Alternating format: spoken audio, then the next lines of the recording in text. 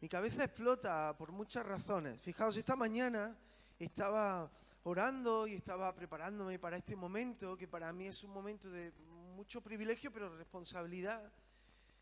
Y el Señor me habló: David, comparte el mensaje que diste anoche. Digo, ¿por qué, Señor?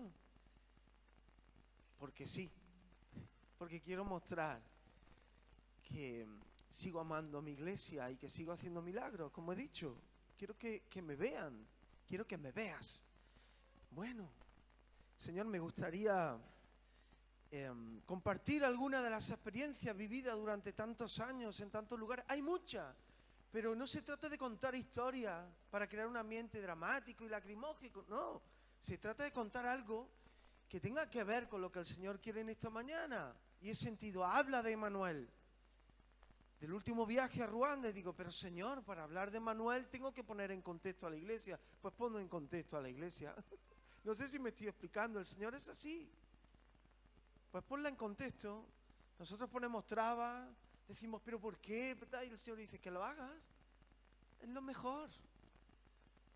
Y al final tienes que darle las gracias. Uno viene con su mensaje, con su plan, y Él es experto en cambiarlo todo, en darle la vuelta, porque es lo mejor para nosotros, pero así trabaja en nuestras vidas. Nosotros creemos que podemos controlar, que podemos hacer esto y atarlo, y llega el Señor y dice, no es esto lo que yo tenía para ti. O es esto, pero de otra manera. O quiero enriquecerlo, o quiero ampliarlo, o sencillamente cambiarlo. ¿Y sabéis qué? Lo mejor es rendirse. Es rendirse, porque Él siempre sale ganando. Y es maravilloso saber que cuando nos ponemos delante de Él y Él puede manejar la situación como lo hace, de esa manera tan preciosa y tan perfecta, al final salimos ganando nosotros. Y es bueno. Así que antes de abrir la palabra, os voy a poner en contexto de algo que viví hace un par de meses en Ruanda, en África. Fue otro viaje que no se podía hacer, pero yo soy muy cabezón y me empeciné. Y al final se abrieron todas las puertas. El Señor las abrió para que pudiera viajar a Ruanda y de nuevo oler esa tierra africana que tanto amo. Y viví un montón de experiencias, pero voy a contar exactamente algo de lo que más quebrantó mi corazón en ese tiempo. Os pongo en contexto. Ruanda es un país muy pequeñito de África Central que hace frontera con el Congo, en la parte del oeste, y con Tanzania en la parte del este, también con Uganda en el norte. Es un país muy chiquitito. Y como la mayoría de los países africanos, fue colonizado por un país europeo. Fue terrible la colonización en todas partes, pero especialmente en Ruanda. Os voy a poner en contexto porque tiene tantas lecciones que sacar de esta historia. Hay tantas lecciones. En Ruanda había estratos sociales, ¿vale? Estratos sociales. Estaba la tribu de los Tua, que son bosquimanos. Hay un 1% viven en los bosques, son generalmente pequeños y viven del bosque. Pero después había dos estratos sociales. Estratos sociales. Estaban los Tutsis, que tenían ganado, era un estrato social alto. Y estaban los Hutus, que trabajaban la tierra, y era un estrato social más bajo. Pero un Hutu podía convertirse en Tutsi si prosperaba, y un Tutsi podía convertirse en Hutu si bajaba su condición económica. ¿Está claro, no? Bien. El país colonizador decidió que ya no eran estratos sociales, sino que eran tribus. Así que los Tutsis serían los altos, de nariz delgada, de la piel un poquito más clara. Esos serían los Tutsis y serían educados para ser los funcionarios, los maestros, en fin, la clase. Y los Hutus iban a ser los de piel más oscura, nariz ancha. De hecho, iban con reglas de medir, le medían la nariz. Estos serán los Hutus y entonces serán los que sirvan a los demás. ¿Qué se consigue con esto? Dividir y poner un germen de odio profundo en los corazones. Ya no eran estratos sociales, sino tribus. Y ahora, durante décadas, se encargaron de fomentar ese odio profundo entre las dos comunidades que nunca fueron tribus, que habían vivido unidas, que Tutsis se casaban con Hutus y Hutus con Tutsis y no había problema. Nunca hubo problema, que quede claro. Pero cuando vemos en países africanos que hay un conflicto, he tenido que escuchar auténticas barbaridades, como a estos negros siempre se están matando. Cosas terribles. No se puede juzgar, hay que conocer la historia. Porque cuando llegó la independencia y se fue el país colonizador, ¿qué quedó? Un país con odio profundo. De tal manera que los Hutus, que habían servido y habían sido machacados y esclavizados, igual que los Tutsis, de otra manera, porque al final estaban bajo presión, tomaron el poder. Y al tomar el poder, ¿qué hicieron? Empezaron a vengarse.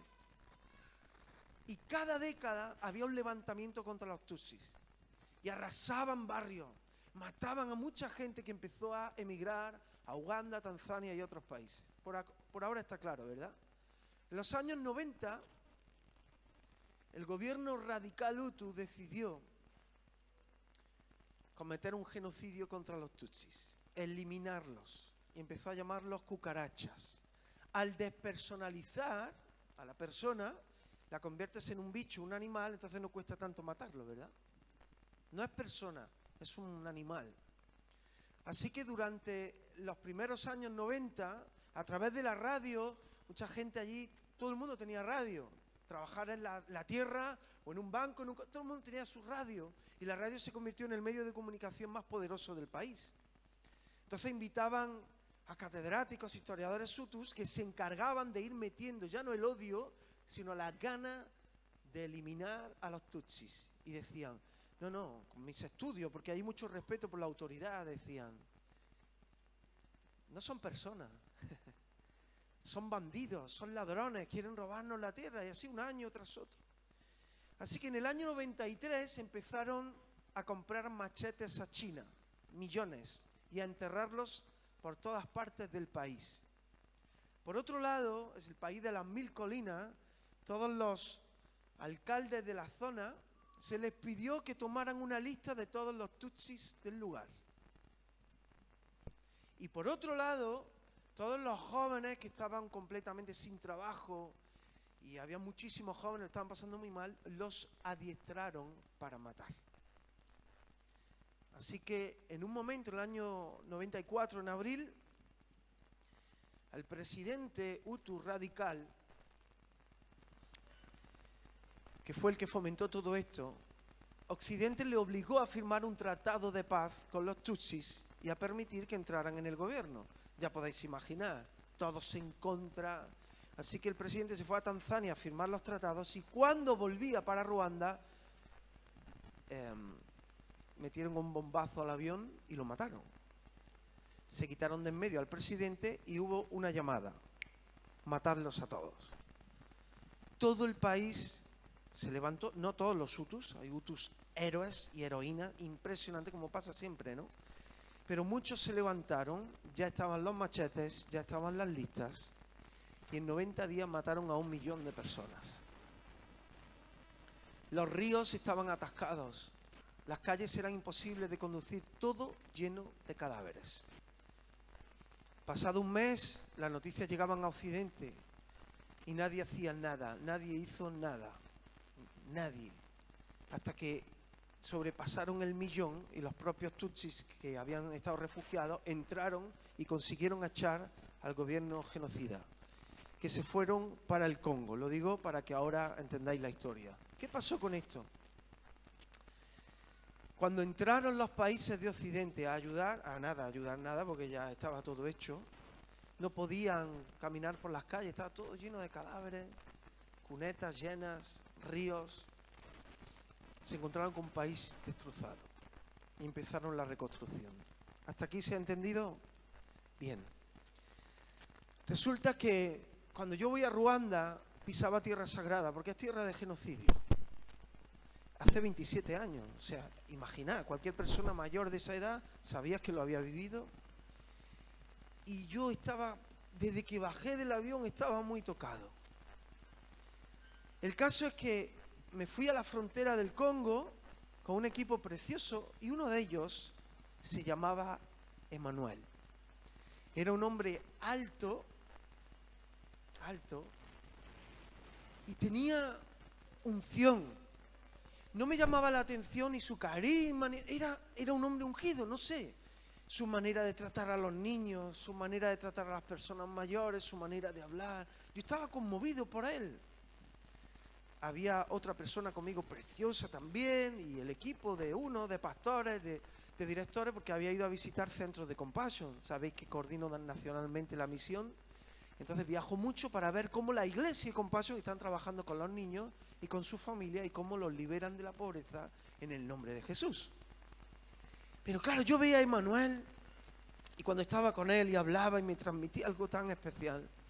Y el último día me dice el otro compañero de Compassion, dice, tienes que hablar con Emmanuel. Y digo, ¿por qué? Y dice, ¿no sabes que es un héroe nacional?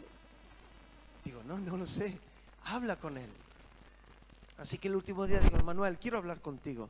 Claro. Me siento con él, mirad su historia, por favor. Hay tantas personas, aquí mismo, que reflejan a Cristo de una manera, que tienen una historia de sanidad y de restauración, que te muestran el rostro de Cristo ahora. No de un libro que leí, no de alguien de hace 300 años, ahora, en este mismo momento. Su historia es la siguiente. Durante el genocidio asesinaron a parte de su familia. Así que él huyó. Cuando era jovencito, unos 13, 14 años, se fue a estudiar cuando estaba el país en reconstrucción, pero todavía los genocidas estaban en el Congo y de vez en cuando entraban a Ruanda, cometían una escabechina, mataban a la gente y volvían a escapar al Congo. Es decir, fueron años muy duros. Emmanuel se fue a su tierra, volvió después de mucho sufrimiento, volvió y entró en una escuela técnica para estudiar. Y allí se encontró con tutsis, hutus, tuas, gente de todas partes. Jovencitos, eran adolescentes, 13, 14, 15 años, y empezaron a orar juntos. Crearon un movimiento de oración tan poderoso, todos los días se unían para orar. Tutsis, hutus, tuas y un montón de refugiados de otros países. Unidad. El Señor trajo a su corazón unidad. Ya no seremos más de aquí ni de allí, sino ruandeses que pertenecemos al Señor. Así que todos los días se juntaban para orar. De tal manera que impactó la escuela técnica y la dirección dijo, esto es lo que necesitamos para el país. E iniciaron un movimiento de oración de toda la escuela. De tal manera que esto llegó al gobierno. Aquellos que querían reconstruir el país dijeron, esto es lo que necesitamos, este espíritu de oración y de unidad para levantar el país. Así que todo ese movimiento se extendió por todo el país. Porque un grupo de jovencillos les dio por orar. Se creó un movimiento impresionante. Pero un día, me cuenta Emmanuel, escucha bombas. Y de pronto entran en su escuela con metralletas varios hombres y dicen, tutsis aquí, hutus allí. De nuevo, la pesadilla. Entonces su amiga, que era una heroína, igual que él, y él se levantaron. Aquí no hay tutsis ni hutus, aquí hay ruandeses y estamos orando. Si queréis podéis uniros a la oración. Qué valientes. Empezaron a disparar y mataron a casi todos sus compañeros. Él recibió balazos y su amiga murió. Lo llevaron al hospital. Aquí una escabechina hicieron allí tremenda. Él se recuperó, rehizo su vida, se casó, tuvo hijos y ya adulto trabajaba en un banco.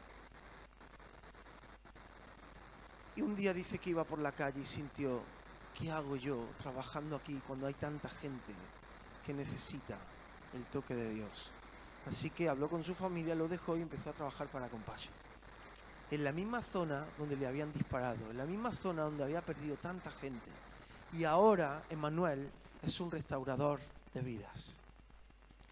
Pero voy a contar las dos sorpresas que me llevé. Creo que es la mejor ilustración. Después de hablar con él, lo dejé hablar, yo no podía hablar, yo solo me salían lágrimas. Resulta que cuando fui a Kigali, a la capital, fui al memorial del genocidio donde hay 250.000 personas enterradas. Yo había estado en lugares de genocidio, lo pedí así. Dije, Señor, yo quiero verlo. Y fui a una iglesia donde mataron a 50.000 personas y mantienen allí a los cadáveres. Mantienen los cadáveres, las ropas y la sangre, para que nadie pueda negarlo. Así que estuve en esos lugares, entrevisté supervivientes y la verdad fue tremendo. Cuando fui a la capital, pues allí te muestran por medio de fotografías y paneles cómo fue el genocidio y es tremendo. Y entonces mientras lo voy viendo y voy conociendo la historia, me planto en un panel y allí está Emanuel y su amiga. Allí está la escuela. Pone héroes nacionales. Unos discípulos de Jesús estaban allí como ejemplo de cómo un pueblo se puede unir en el nombre de Jesús. ¿Sabéis cuál fue la segunda sorpresa? Cuando terminé de hablar con Emanuel me dijo, por cierto, soy Hutu. Yo creía que había sido Tutsi, pero no. Fue uno de los Hutus que se levantó para decir no. Podía haber salvado su vida la primera vez. Sin embargo, su familia dijo, nosotros no vamos a participar de esto. Y los mataron. Y la segunda vez también podía haber salvado su vida diciendo soy Hutu, y dijo no. Y él fue Jesús para todos los que le rodeaban. Por eso no me extraña que causara un impacto tan fuerte en mi vida. Así que, dicho esto, y mostrando de nuevo que cuando leemos la palabra acerca de este Jesús transformador, tierno, sanador, restaurador, es el mismo Jesús que camina entre nosotros hoy. No en un lugar de África, no en un lugar de Asia, no en un lugar... Aquí también. Pero tenemos que estar pendientes de lo que nos está diciendo. Tenemos que estar atentos. Y después de 2 años donde hemos pasado mucho, es tiempo de que la iglesia se levante como nunca antes y proclame el nombre de Cristo en medio de este sufrimiento, de este caos, de esta maldad también. Así que voy a compartir con vosotros esta palabra. Y tengamos a Emanuel y a tantas personas que han dado y siguen dando su vida, mostrando el rostro, los pies y las manos de Jesús en este mundo roto. En Marcos 1, 40 a 45, se nos cuenta la historia de un hombre. Dice que tenía lepra, se acercó, se arrodilló ante Jesús y le suplicó que lo sanara. Si quieres, puedes sanarme y dejarme limpio. ¿Cuántas veces nos ponemos delante de Jesús así?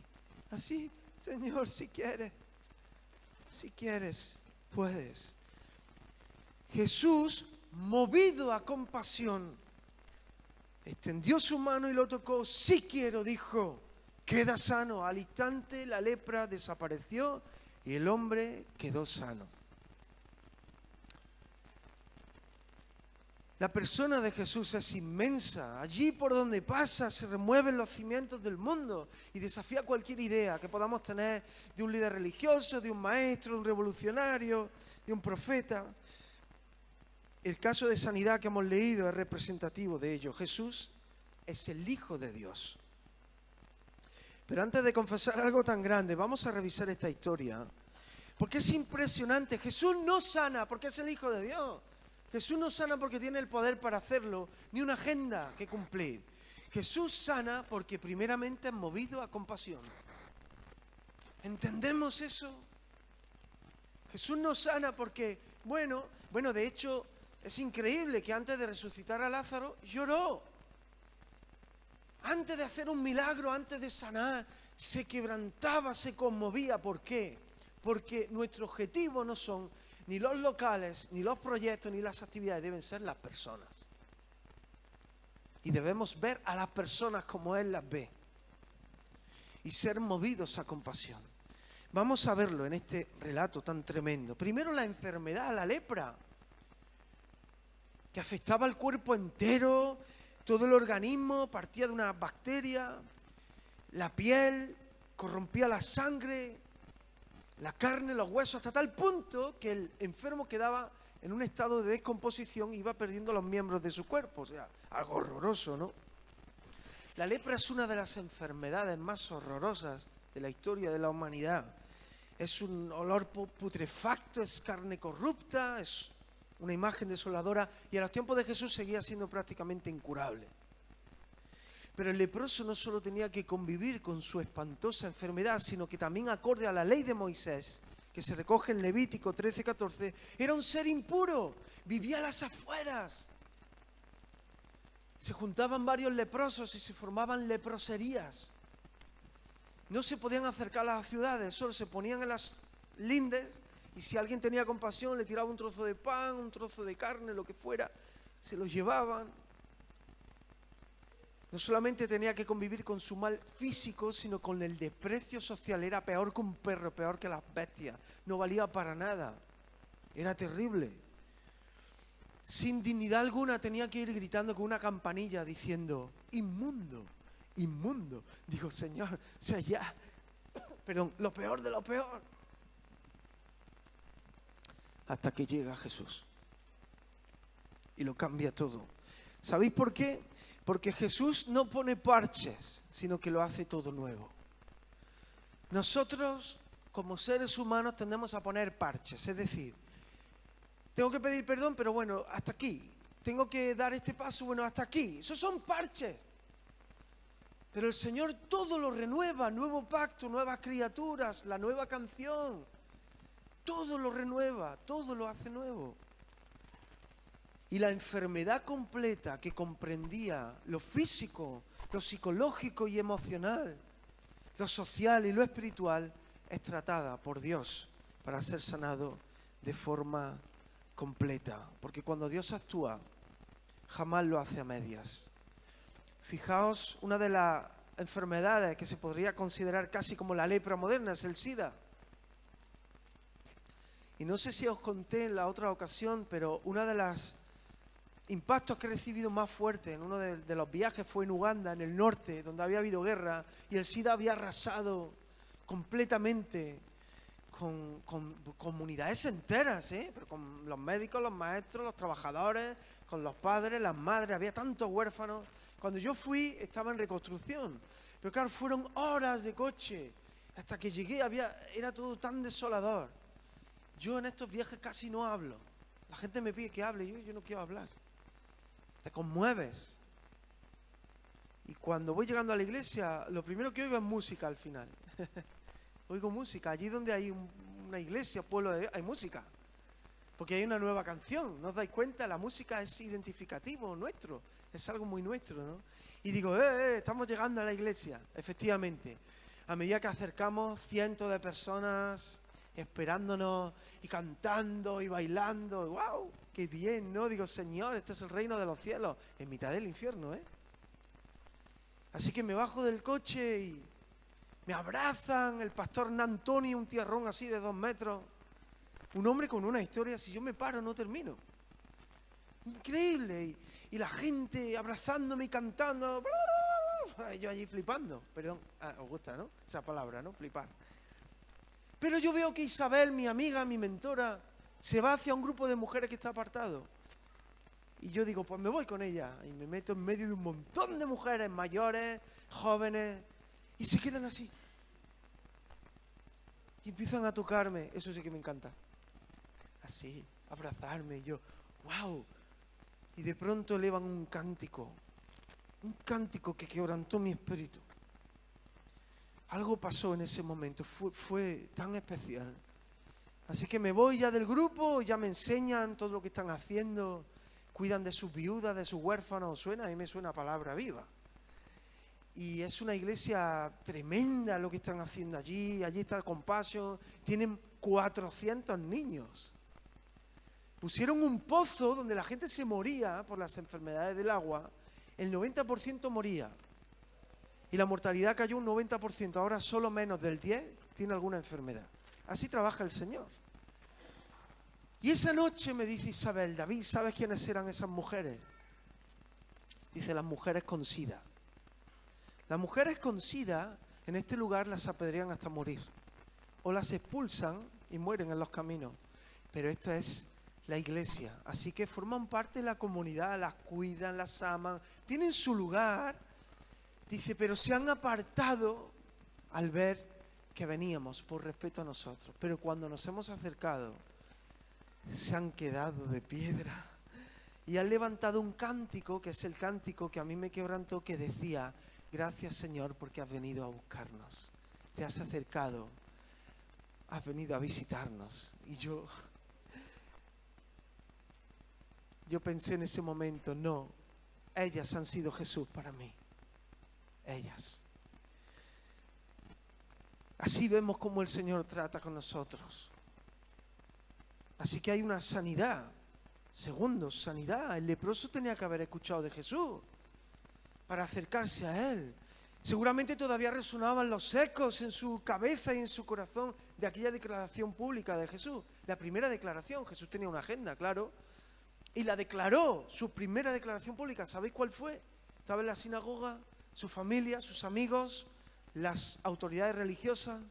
Era el momento de que Jesús dijera lo que iba a hacer. Y lo hizo. Abrió la agenda en un rollo grande y dijo: el Espíritu del Señor está sobre mí por cuanto me ha ungido para anunciar que voy a construir templos enormes, que voy a tener una cuenta de Facebook con millones de seguidores. Gracias, acaba de llegar y ya me estás trayendo algo. Ay, Dios mío, gracias. Me ha enviado a ser proclamado por la humanidad. No, si eso dice vuestra Biblia, podéis quemarla y hacer una buena barbacoa con ella. Me ha ungido para anunciar buenas nuevas a los pobres. Me ha enviado a proclamar que los cautivos serán liberados, que los ciegos verán, que los quebrantados de corazón serán sanados. He venido a proclamar libertad a los cautivos y que ha llegado el año de la gracia. Y cerró la agenda y dijo: esto se ha cumplido hoy delante de vosotros. Estaba escrito en el libro de Isaías. El leproso lo tenía todo, era pobre, cautivo, lo tenía todo. Oprimido por su gente, y su fe a mí me conmueve. Si quieres, puedes sanarme. Y Jesús muestra un corazón de misericordia tan grande que desafía todas las leyes religiosas, sociales. Todo lo desafía, todo, y ofrece un mensaje claro. La sanidad completa del ser humano no es solo física, es también emocional, es social y es espiritual. ¿Queréis que lo veamos? Lo vamos a ver. Fijaos, hay un desafío físico que es el primero. Jesús no solamente lo escucha, sino que se acerca. No solo se acerca, sino que lo toca, y no solo lo toca, sino que lo sana. No podemos imaginar lo que sentían los que lo rodeaban. ¡Ah! Yo me lo imagino todo el mundo corriendo. ¡El leproso, el leproso! Pero allí está Jesús, tan tierno. Primeramente movido a compasión por el necesitado. Para Jesús, ese hombre no era un ser inmundo, sino una persona necesitada de la mano de Dios. Estando en una ciudad en España, me habían preparado un sitio más bonito para cantar y compartir, lleno de alfombras, velas, los niños ahí en el suelo, la familia, vamos, maravilloso, un sonido. Así que empecé a compartir y a cantar, y qué bien, ¿no? Llevaba 1 hora y pico, me quedaban 3, 4 canciones, y de pronto se oye la puerta, ¡bum! Y entra un hombre así, con el pelo así pegado, sucio, la ropa. Claro, humanamente hablando, lo primero que pensé es: este hombre me acaba de estropear el momento. Lo primero que piensa uno humanamente. Pero fueron milésimas de segundo que escuché una voz que me decía: David, soy Jesús. Llevas 2 horas hablando de mí y acabo de entrar por la puerta. ¿Qué vas a hacer? ¿Nos damos cuenta cómo trabaja el Señor? Bla, bla, bla. Y cuando lo ves delante, ¿eres movido a compasión o no? La gente necesitada te estropea los planes. Los quebrantados de corazón te estropean los planes para que pongas en marcha el plan que Dios tiene para esa persona a través de ti. Así que hay un desafío físico. Extiende su mano, lo toca y lo sana. Pero hay más, hay un desafío emocional. Jesús muestra el corazón del Padre y nos recuerda ese salmo 34, 18, apuntadlo. Es maravilloso. Dice, el Señor está cerca de los que tienen quebrantado el corazón. Él rescata a los de espíritu destrozado. Me encanta. Porque es una realidad. Y el rescate emocional es una consecuencia cuando Jesús entra en nuestras vidas. Porque la persona que es rechazada malvive sin dignidad alguna. Lo hemos visto y lo estamos viendo. Pierde su valor como persona. Mirad, los Tutsis y los Hutus, lo que hizo ese gobierno fue despersonalizar. Y nosotros muchas veces despersonalizamos para no tener que involucrarnos. ¿Sabéis cuál es una manera? Las estadísticas. No sé cuántos millones de niños mueren al año. Las estadísticas, el porcentaje, eso es despersonalizar. Y al final dice uno, ¡qué dolor de cabeza! Bueno, que se ocupen otros. Pero cuando tú tienes delante a una persona que está sufriendo, con nombre y apellido, es una historia, entonces Jesús te dirá, hazlo como yo lo hice, uno a uno, persona a persona. Y es ahí donde tienes que decidir. Y el Señor no le habla a las masas, no le habla a la gente, te habla a ti y a mí, con nombre y apellido. Y la persona que es rechazada y humillada pierde su dignidad como ser humano. Y al sanar a este enfermo, a este leproso, no solamente estaba restaurando su físico, sino que sus profundas heridas emocionales y psicológicas empezaron a sanar. Porque Jesús es el gran psicólogo, es el gran médico. Es que me vienen a la cabeza tantas cosas. Me viene a la cabeza un hombre que conocí en Tailandia, en la jungla. Hay una tribu que se llama los Malabri, que quedan 300 solamente. Es una tribu increíble que vivía en la selva de Tailandia, en la jungla, y ahora el gobierno los ha hecho nómadas, entonces están muriendo. Y son tremendos, tienen una media de vida de 40 años. Y entonces cuando voy a hablar con el líder de los Malabri, era un hombre que tenía un ojo que miraba para allá y otro para allá. Yo dije, ¿este es el líder de los Malabri? Cuando me contó su historia, ese hombre había sido alcohólico toda su vida, desde pequeño. Y todos los días tenía una pesadilla de hacía muchos años que un fuego lo consumía. Vivía en terror, alcoholizado. Dice, y aquí vino la iglesia, se levantó y empezaron a amarme, a cuidarme. Dice, tardé 2 años en entender el Evangelio, hasta que un día me rendí a Jesús. Dice, me decía, el día que yo me rendí a Jesús, esa noche no tuve pesadilla y al día siguiente estaba limpio de todo alcohol y de toda porquería de mi cuerpo. ¿Por qué? Porque allí donde no hay ni psicólogos, ni médicos, ni centro de rehabilitación, pues el Señor hace su milagro. Y me lo decía y dice, y ahora soy el líder de los Malabri y me ocupo de restaurar matrimonios, de llevar a los enfermos al hospital, de solventar conflictos, de hablar con la juventud. Y yo decía, no me lo puedo creer. Pero es así. Un hombre abocado al infierno, el Señor lo rescató para el cielo.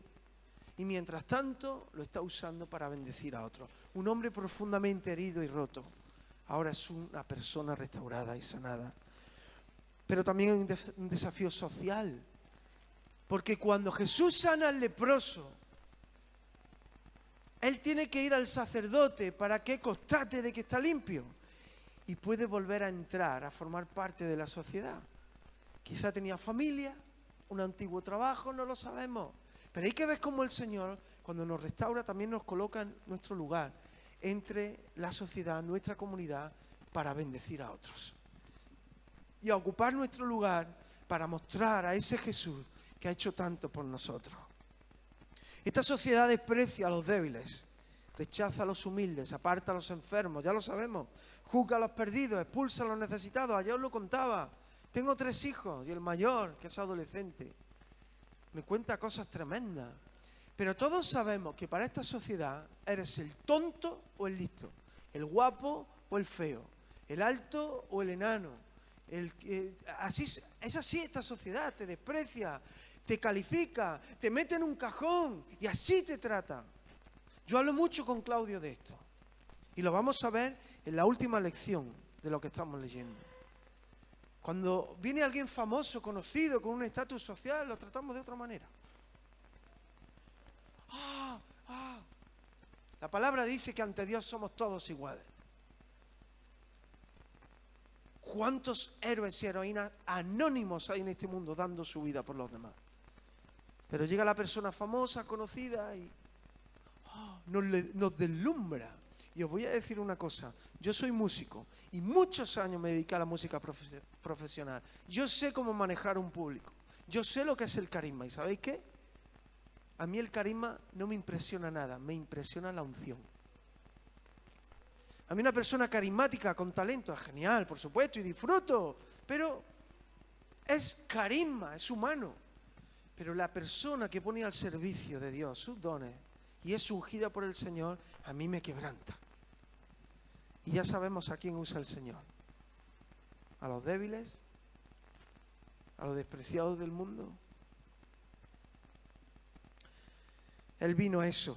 Él dijo en Marcos 2:17, está recogido, cuando Él está con los necesitados, los quebrantados, los pecadores, allí está la élite religiosa, mirándolo y diciendo, ¡qué asco! ¿Qué hace Jesús? ¿Cómo se junta con esta gente? Y Jesús los miraba y decía, no os preocupéis, la gente sana como vosotros no necesita médico. Los enfermos sí. Él dijo, no he venido a llamar a los que se creen justos, sino a los que saben que son pecadores. ¡Wow! Otra vez, otra vez. Y al final el desafío espiritual. Él vino a restaurar el mundo. Mirad, nosotros podemos alimentar, podemos vestir, podemos hacerlo, pero el único que puede restaurar a una persona de forma integral es Jesús. El único que puede sanar las heridas del alma es Jesús. El único que puede dar un propósito a tu vida es Jesús. El único que puede guiarnos para cumplir la voluntad de Dios, que es nuestro papá, nuestro creador, lo que quiere lo mejor para nosotros, es Él. Es el único. Por eso ser una ONG está estupendo y hay que ayudar, pero servir al margen de Dios, no. Cuando Él entra en la vida de una persona, la cambia de arriba abajo. Y Él se acerca al leproso. Fijaos, Isaías 64:6, en realidad es una ilustración de lo que somos todos. Siempre he hablado de Francisco de Asís, que es uno de mis héroes. Es el único santo reconocido por todas las confesiones religiosas, así que no me tiréis nada, ¿eh? San Francisco de Asís. Este hombre, que en España sería Paquito, Francisco, Curro también, Currillo. Este hombre, este joven vivió en el siglo XIII y era rico. Su padre, Pedro Bernardone, era un hombre rico que iba a Francia a comprar telas, volvía a Asís, que era un pueblo de Italia, y las vendía, y era muy rico, y su madre se llamaba Pica, y era una mujer muy piadosa. Y Francisco era un vividor, se gastaba el dinero en mujeres, en alcohol, en fiestas. ¿Os suena de algo? Es una historia súper moderna. Pero por una serie de circunstancias tuvo una crisis muy fuerte, y tuvo un encuentro con Jesús, que fue un proceso, porque cuando uno se encuentra con Jesús al día siguiente, no. Es un proceso dramático, Él entra, va cambiando, bueno, eso dura toda una vida, pero al principio es así, ¿no? Y cuando terminó su proceso, se fue a la calle, quería servir, y fue al lugar que más asco le daba, los leprosos. Fue a una leprosería y se encontró un leproso en el camino. Él no soportaba a los leprosos, nada, les daba asco. Salía corriendo cuando veía a uno, le daba pánico. Sin embargo, se encontró con el leproso, lo abrazó y lo besó. Y entonces iba todos los días a sanar a los leprosos, le cuidaba, les limpiaba las heridas, les daba amor. ¿Qué pasa? Hay que ver, lo que hace el Señor con nosotros. Y un día llegó la madre, que era muy piadosa, le dijo, mira, Paquito, me encanta que hayas tenido un encuentro con nuestro Jesús, pero hijo mío, ¿te tienes que ir a los leprosos? Le dijo, mamá, fijaos qué respuesta. Mamá, lo que yo hago... porque le dijo la madre, es que el pueblo, la gente está diciendo que le va a pegar la lepra a las telas y están dejando de comprarla. Nos damos cuenta, ¿no? Le dijo, mira, mamá, lo que yo hago visualmente que veis, que es cuidar de los leprosos e intentar aliviarlos, es lo que Dios hace con nosotros, porque todos nosotros somos leprosos. Y el Señor lo que quiere es limpiarnos de adentro hacia afuera. Fijaos qué respuesta más fuerte. Y aquí en Isaías 64:6 lo recoge. Dice, estamos todos infectados por el pecado y somos impuros. Cuando mostramos nuestros actos de justicia, no son más que trapos sucios. Como las hojas del otoño nos marchitamos y caemos, y nuestros pecados nos arrasan como el viento. ¿Nos damos cuenta? ¿Nos damos cuenta? Nosotros vamos al rescate de las personas quebrantadas, personas que sufren, personas que están alejadas de Dios. Y con Él vemos una obra integral, no es solo su cuerpo, es su mente, es su corazón, es su espíritu. Así trabaja el Señor con nosotros. Y a veces no cambia las circunstancias, la mayoría de las veces. No sé si os dais cuenta. Señor, cambia las circunstancias. Señor, cambia, mira lo que está pasando. Y el Señor lo que quiere es cambiarnos a nosotros.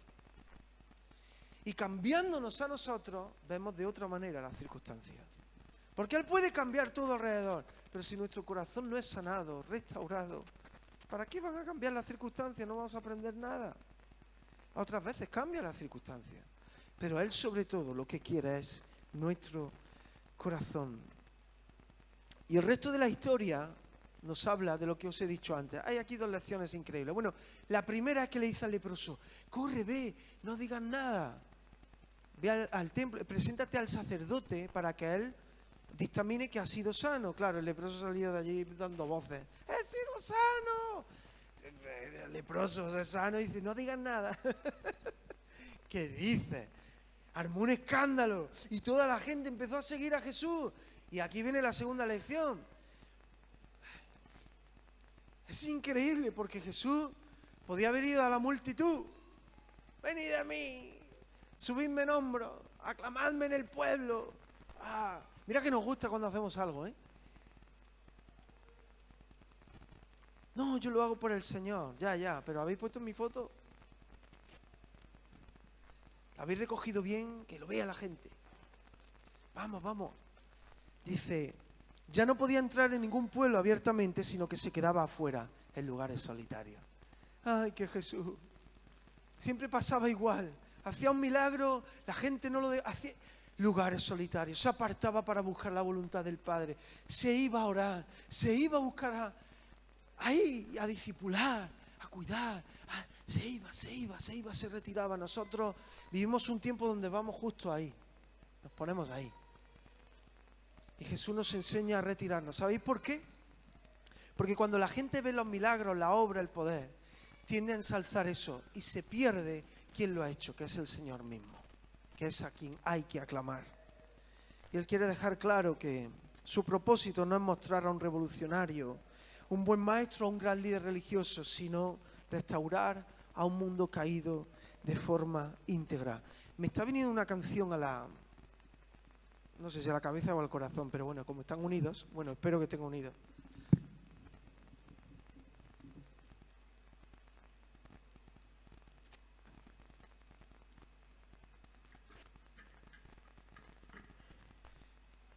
Porque el leproso, esa confesión de fe,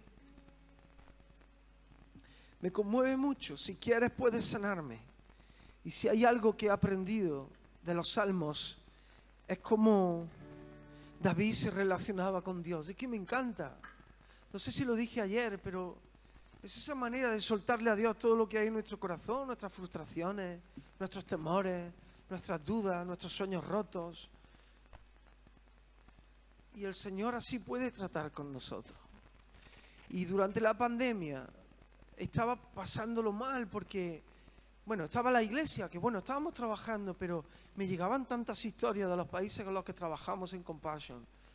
Eran historias muy duras, del sufrimiento que estaba pasando mucha gente, que estaba muriendo no por el COVID, sino por las consecuencias de no poder llevar la única comida a la mesa, crecieron las violaciones, creció los abusos, el hambre, la muerte por enfermedades que ya estaban siendo tratadas.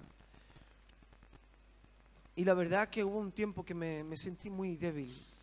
Y entonces compuse esta canción que quiero cantarla como un acto de confesión y de oración, que me gustaría que me acompañarais desde el Espíritu, ¿vale?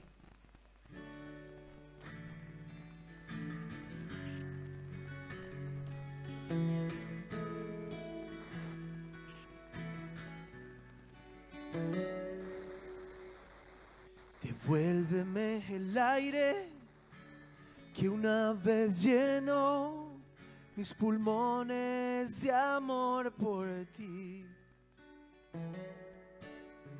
Trae a la memoria de mi corazón el tacto y el sonido de tu respiración. Recupérame. Oh, recupérame para ti. Recupérame.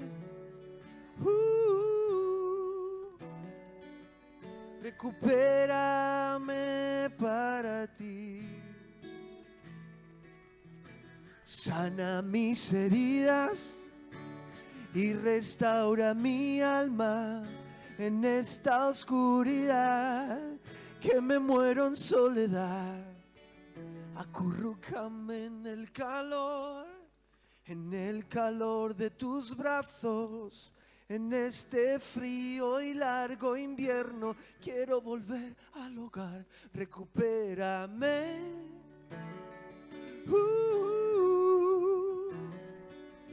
Recupérame para ti. Recupérame.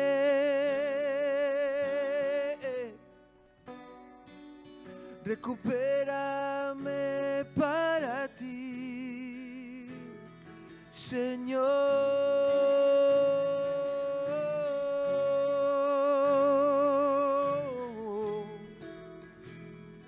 Recupérame.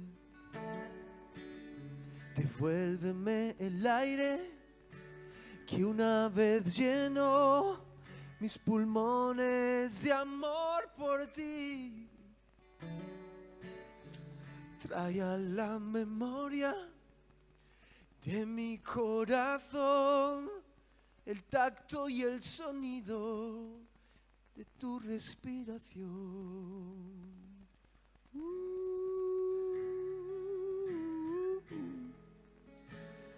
De tu respiración. Recupérame, Señor. Recupérame. Señor.